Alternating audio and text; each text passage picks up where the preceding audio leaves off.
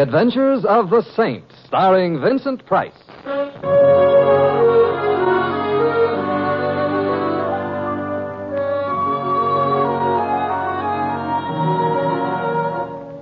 The Saint, based on characters created by Leslie Charteris and known to millions from books, magazines, and motion pictures. The Robin Hood of modern crime now comes transcribed to radio, starring Hollywood's brilliant and talented actor Vincent Price as the Saint. Coming. Good morning, Templar. Get you out of bed? Well, You young fellows stay out too late, get up too late, and no exercise. Flabby, every one of you. It's only that my rowing machine sprang a leak a little while back. Rationalization. Well, they're rationing everything these days. Come in, Mr. You know me, Templar Barnhart. Buzz Barnhart. I used to see you at the frat house when you were at State. The grip, brother. What? Oh, yes, the grip. As if I could ever forget.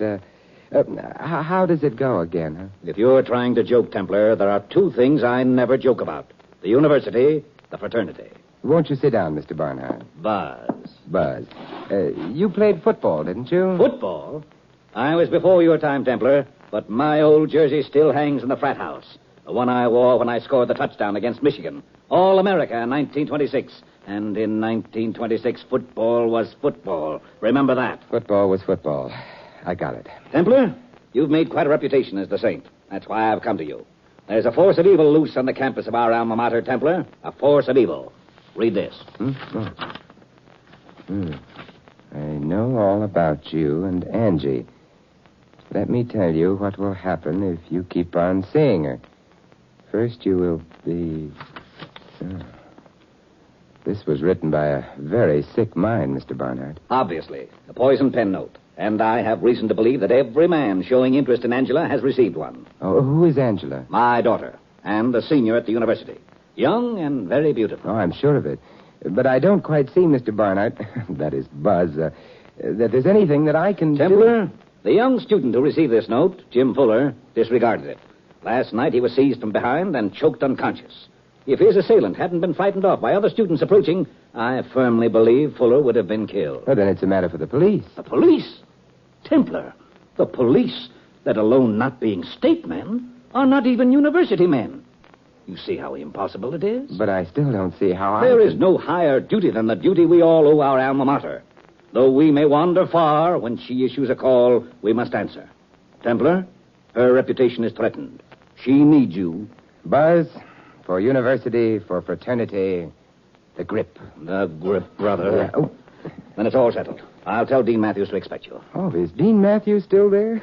Gosh, he must be 180 years old by now. Of course. He no longer handles the administrative duties, but he insists on knowing everything that's going on. Well, I'll see him in the morning and arrange to take some refresher courses. Very intelligent. Excite less suspicion. Yeah. You might give me the names of the students your daughter has been seeing. Well, Angela, as a rule, doesn't care too much for the company of students, Templar. She prefers older men. Oh, how about Fuller?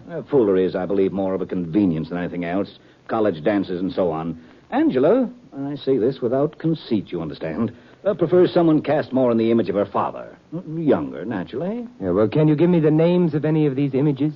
She has been somewhat circumspect. You might try Professor Hobson, a young instructor in psychology, around 35, quite handsome. Yeah. Angela must be a very attractive girl. Angela is an attractive woman, as you will find out. Is anything in particular meant by that, Mr. Barnhart? Just caution, Mr. Templar. I know my daughter. Yeah, and I'm looking forward to it. For alma mater, of course. Of course. Of course. The grip. The grip.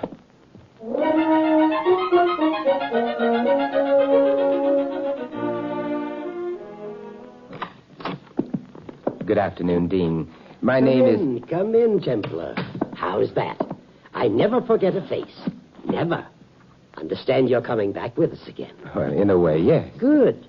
Finish the job this time, my boy. Graduate. Make up your mind to it, and you'll do it. Dean, I think you have me confused with... Nonsense. I remember you perfectly. Left here last semester, didn't you? As a matter of fact, Dean, I graduated from this fair tower of learning quite a number of... Well, a fair number of years ago. The reason I'm here just now is to audit a few courses, any courses, in connection with an investigation I'm making for Mr. Barnhart. But I understand all this. Oh, good. I understand your needs exactly. Fine.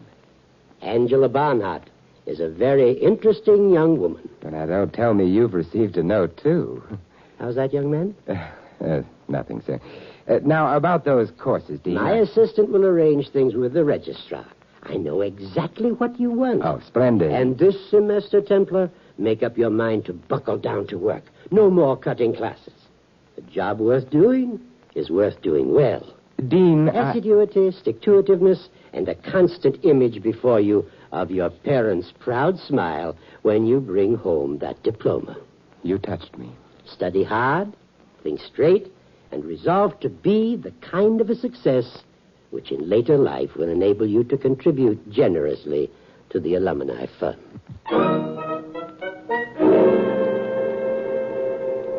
Professor Hobson? Yes? My name is Templar, Simon Templar. I'm auditing your Psychology 1. With what in mind, Templar? Do I impress you as a typical undergraduate type? No. No, I was afraid not. Then I'd better be frank. I understand poison pen notes are circulating on the campus, Hobson, and further that you yourself may have received one. Yes? Well, I've been asked by Buzz Barnhart to find the author of the notes. I hope you can. I hope you can. Can you contribute to anything further than just hope? Templar, I suppose you know that I'm implicated in this. It has been suggested, yes. I have one of the notes. Have you seen them? Here. Yeah, it's pretty much like the other I saw. Have you heeded the warning to stay away from Angie? No. Or rather, Angie hasn't stayed away from me. That sounds egotistical, but then you don't know Angie. Or do you? No, I'm still looking forward to it. Don't. I still don't know how this thing got started, Templar. Every young professor gets a certain amount of flattering attention from the co-eds, but this is different, vastly different. Angie's a woman, tremendously attractive and tremendously evil. You really feel that? Yes. No. No one that young is evil will give them time. Angie is twisted, badly so. Her family, her father... Oh, I can't even be objective enough about the girl to analyze what's wrong. Have any ideas about the author of the notes? No. Someone badly neurotic, perhaps dangerously neurotic, that's obvious. Total lack of adjustment to realities. Perhaps these traits are apparent on the surface, perhaps not. It could be anyone. Well, you make my chances of finding him or her appear rather gloomy, Hobson. Why not? A neurotic, a psychotic in college ranks these days, we turn them out on an assembly line. I'm somewhat of an escapist, Templar. I sought a professorial post as a refuge, a serene and lofty observation point. Let others compete, struggle, become ulcer-ridden, not for me. Well, you could have chosen a better historical period. Any historical period. Have you any idea what goes on in a university today, Templar? Just last June, we graduated most of our veterans. We got back to normalcy. 6 months later, 9 out of every 10 men in college are 1A. Now try instilling the old college spirit in these boys. Try getting them to study their homework so their mothers will be proud of them.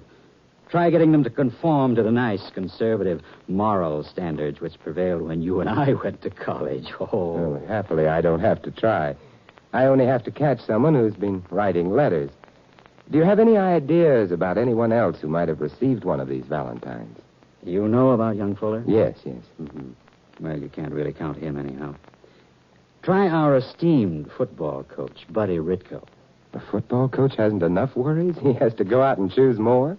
You don't choose Angie, Templar. She chooses you. Oh, I see. Well, thanks for your help, Hobson. And I'd be a little careful about walking around alone after dark till this thing is cleared up. You might be in danger. Unless, of course, I was the author of these letters. Well, there's always that possibility, yes. In any case, I wish you success. In any case? In any case. The ivory tower has come crashing down. This bruised and soiled occupant has no further distance to fall. Well, see you in class, Templar? Oh, if I don't get hurt in football practice, yes. Oh, yes. Our Mr. Ritko, a character builder. A character builder? Or a winning football coach? He combines the aggressiveness of a hungry shark with the ethics of a professional stool pigeon. A winning coach. See you in class, Professor.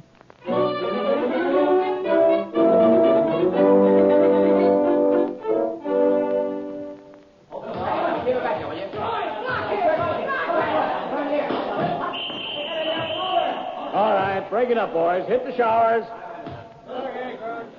I beg your pardon. My name is Templar, Mr. Ritko. Oh, an alumnus? Well, what's the complaint, Mr. Templar? No complaint, Coach. Just a little information. Oh, you want to know why we dropped 2 games last fall? Well, the ball was slippery and our quarterback was stupid. No, not that kind of information. I wanted some information about Angela Barnhart. Angela and you, as a matter of fact. Oh, you're pretty nosy even for an alum. Come on in the office. Oh, thank you. You haven't been writing me letters on the subject of Angela. So you got one, too. Huh? May I see it? Sure. Here. Yeah. It's pretty nasty. Oh, I've gotten worse. You should see them when I lose a football game. The man who wrote this might be dangerous, Ritko. I can handle myself. Yeah, you look like you can. Any aversions to telling me what there is between you and Angela? None?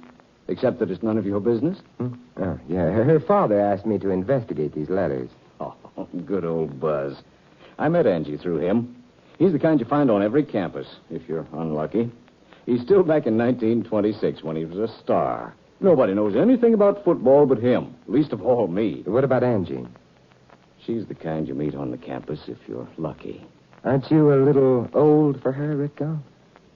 She likes it that way. Couldn't this be trouble? It's worth it. All these notes were typewritten. You don't have a typewriter, do you, Coach? Look, these letters were written by a nut. I didn't have time to go to class when I went to college, but I'm smart enough to figure that. Am I nutty enough to be doing it? 43 coaches last year had nervous breakdowns. A lot more are acting strange, but the man with the net hasn't gotten them yet. Am I one of them? Well, pay your money and take your choice. Now, beat it. I'm busy. You're a hard man, Mr. Ritko. Yeah. Oh, there you are, Templar. I'd heard you'd come down to the gym. How are you, Mr. Barnhart? Buzz. Oh, you've met our friend Ritko. Oh, arms around the neck, chums, Buzz. Good. Templar, Angela's waiting outside. She wants to meet you. I'm sure the desire is mutual. But don't you want to hear about... Tell me later. Right now, I'm going to stay here and show Ritko some plays Pop Warner used in the single wing. Some real plays, Ritko. Oh, sure, Buzz, sure. Jim dandies. Well, the trouble with you, Ritko, is that you don't understand the fundamentals of the... Well, what are you waiting for, Templar? A break in the conversation. Run along, Templar, and I wish you luck. You'll need it. And you, too. Yes, I'm used to it. Angie, you're not used to. Right, Buzz? Badly put, but right. Now, here's an off-tackle smash, Ritko. Sorry I can't stay with you happy people. Now, what was that you were going to tell me about Pop Warner? Oh, some plays.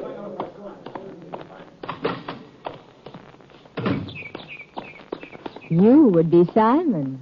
Yeah, and you would be Angie. Yes, you very definitely would be Angie. Heard a lot about you, to coin a cliche. And now what do you think? I don't know you well enough to tell you. Well, then let's get better acquainted. Come on, walk me to class, Simon. I hope it's a long walk in a short class. You're very smooth, Simon. Lots of practice? Yes, you've had lots of practice. Don't you think we'd better talk about the letters, Angela? We must. I don't consider them particularly important. They're ugly and they're stupid and they're written by a man. That's all I know. Why are you so sure they're written by a man? Because they're ugly and stupid? Yes. But not you, Simon. Not you. Angie, I've been looking for you. Oh, hello, Jim. Jim Fuller, Simon Tim. Oh, how are you, Jim? Great. You work fast, Mr. Templar. Now, don't make a scene, Jimmy. Scene? What do you expect when you practically push my face down in the dirt and rub my nose in it? No one's asking you to keep bringing your face around, Jimmy. Angie, Go away, Jimmy, go away. All right, Angie, I'll see you later, maybe. Wasn't that a little cruel? Jimmy's a child, really a And child. you're pushing 70, of course. Don't talk down to me, Simon. And don't try to erect any barriers by talking about my age. People only erect barriers who are frightened. Psychology 1? Experience, too. Meet me tonight at the stadium, Simon? Oh, game tonight? No game. Just us. We can climb the stairs to the press box and look out over the whole campus. Not afraid of heights, Simon? Just high heels, my dear. I'll see you around 9, Simon. Now, don't keep me out too late. I've got to carry the ivy this year. Carry the ivy. College slang of another day, meaning to graduate. I'll get you home very early, Simon. In fact, I'll take very good care of you. I'll see you tonight. See you tonight, Angie. Ooh, it's a little warm today.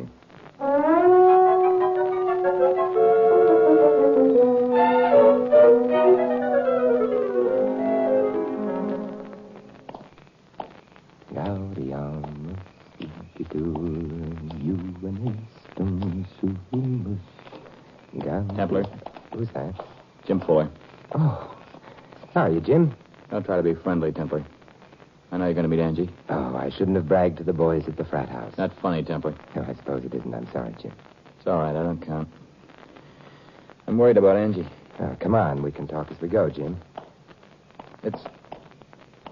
It's not natural to be like she is. Give you a rough go?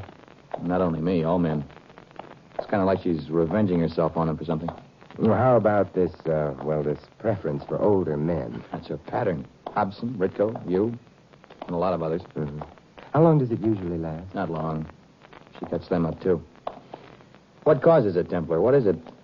I want to help her, but I can't reach her. What's the matter? Over by the light tower alongside the stadium. I don't see him. Lying on the concrete. Come on. Huh?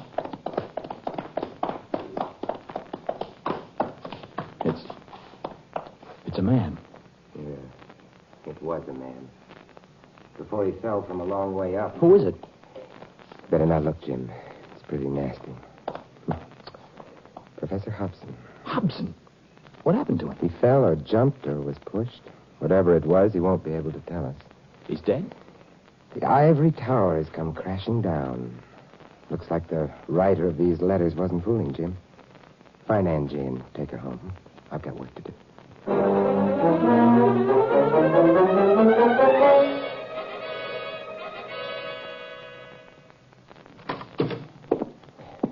Good morning, Dean. Oh, Templar. Sit down. Thank you. Shocking thing about Hobson.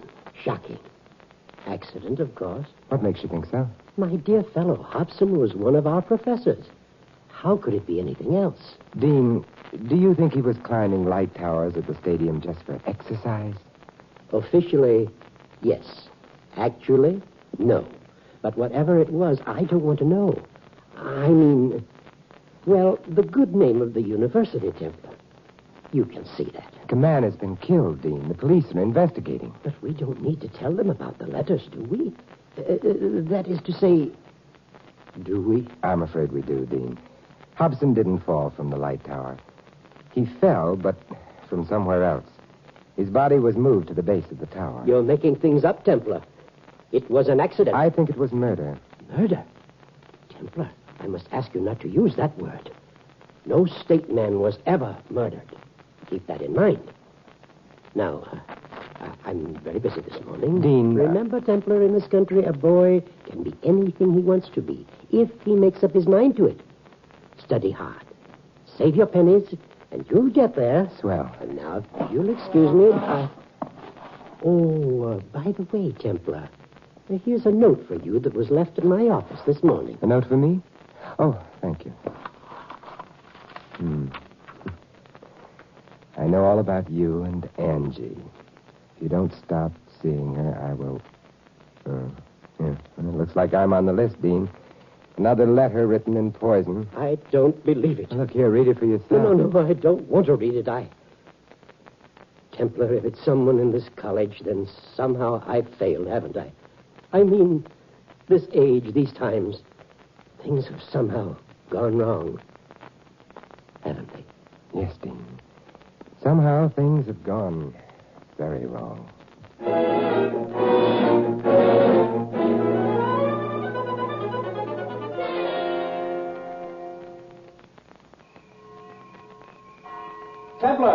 Templar, wait up. I've been looking for you. Oh, hello, Barnard. I've been looking for you, too. I got a little note this morning, dripping with venom. No. There's a force of evil loose on this campus, Templar. You've got to find it, and quickly. Spring football practice starts next month. Oh, we'll clear it up before then. Tell me, how's Angie taking Hobson's death? Well, how should she take it? What was Hobson to her? More than a friend, I should say. True, but Angela's not for brooding. She wanted me to remind you that you didn't keep your date last night. Hardly. She said she would be at the same place tonight. Didn't tell me where, but I guess you'd know. Yes, I suppose I would. Fine girl, Angela. You're lucky that she singled you out for attention. She has, you know. You're very lucky. I could be the luckiest man in the cemetery. Say, you could at that, Templar. Well, that's the way things go. That's just the way things go. Yes, sir, that's just... Buzz, if you don't mind, I haven't gone yet. I'll see you at the 50-yard line.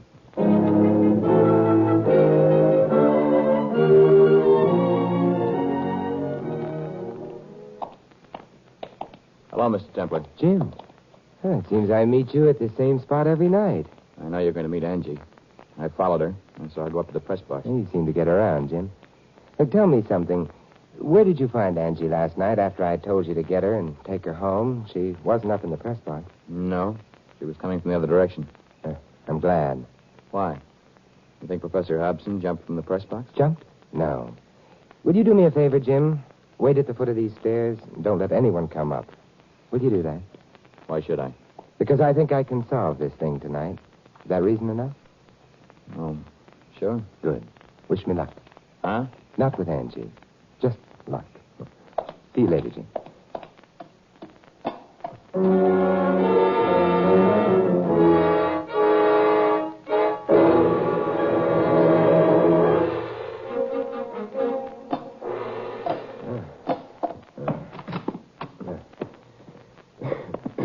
Anybody here? That's me, Simon.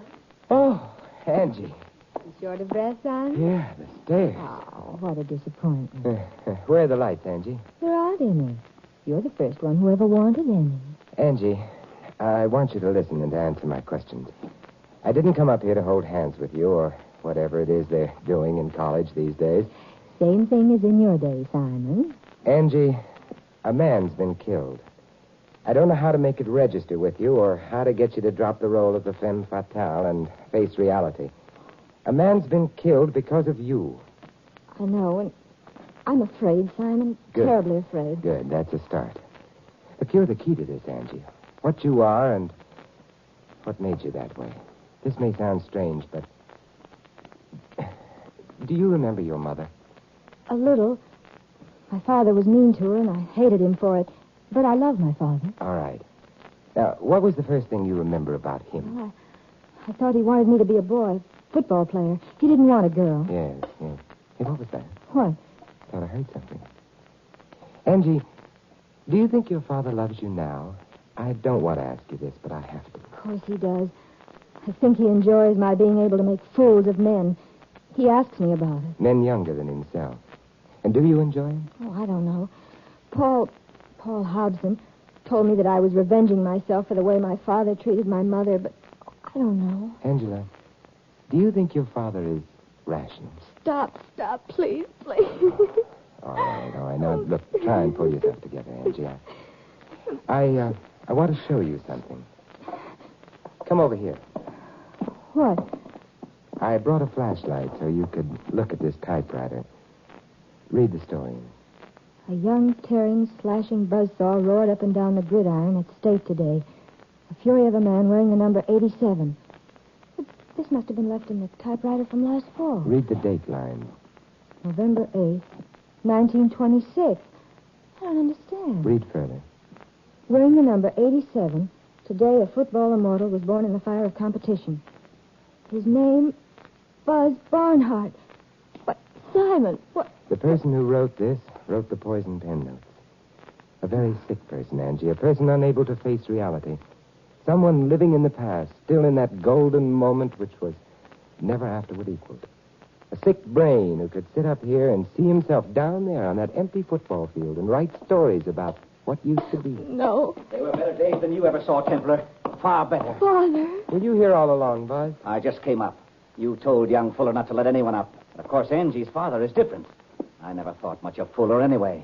He couldn't make our fraternity, Templar. Didn't even come out for football. Take it easy, Buzz. Wondering why I asked you here to catch the right of the notes, Templar? A lot of criminals have it, Buzz, the subconscious desire for punishment. Nonsense. You were the only one against whom it was fun to compete. A state man. Father, how could you? Don't worry, Angie. We'll still be all right. Father. Those fools with their youth will still come flocking, and you'll send them all away because they can't measure up to me. That's it, isn't it? Their youth doesn't mean anything, does it? You can't bring back your own youth, Buzz. Let it go. Let it go. I'm still twice the man any of you are. Look at Hobson. I picked him up like a baby, and he 20 years younger. And I'll do the same for you. Father, don't. Stay back, Buzz. Give it up. I saw you looking at her. I saw you. You're all alike, you young men. Come here, Templar. Come here. No, Father, no. Listen to me, Buzz. Now, It's 100 feet straight down. Let's see how young you look lying on the concrete, Templar. Let's see. Fuller, away, you. look out, Jim. Look out. Dad. Oh. Don't look, Angie. Don't look. You all right, Jim? I guess so. I dodged, and he... Yes, I know. He made his last run. Take Angie home, will you? Well, Jim, will you? Oh, sure, Angie. I'll stay with Buzz. He'd like that. Fraternity brothers.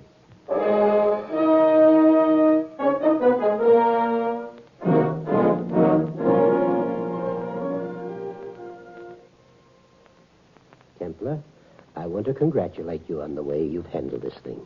Exemplary. Well, I thought it was better for Angie's sake to put her father's death down to pure accident, Dean. Also Hobson's. Not the truth, but there are times to look the other way. Exactly.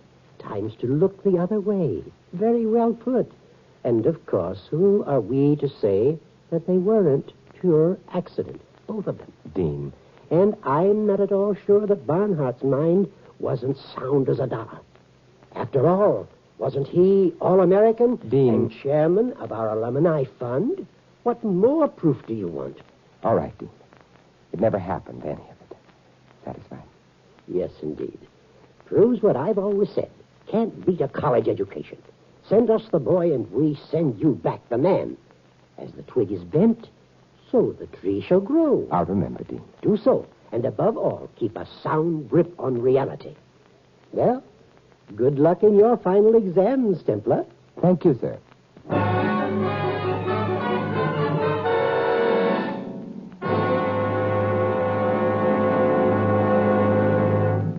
You have been listening to another transcribed adventure of the Saint, the Robin Hood of modern crime. Now here's our star, Vincent Price. Ladies and gentlemen, in tonight's cast, you heard Mary Shipp as Angela and Ed Begley as her father. Earl Ross was the Dean, Whitfield Connors Hobson, Fred Shields Ritko, and Lamont Johnson Jim. This is Vincent Price inviting you to join us again next week at this same time for another exciting adventure of the Saint. Good night. Tonight's script of The Saint was written by Dick Powell. 3 chimes mean good times on NBC. This afternoon, be sure to hear The Big Show, and Theater Guild on the Air presents The Fallen Idol with Walter Pidgeon on NBC.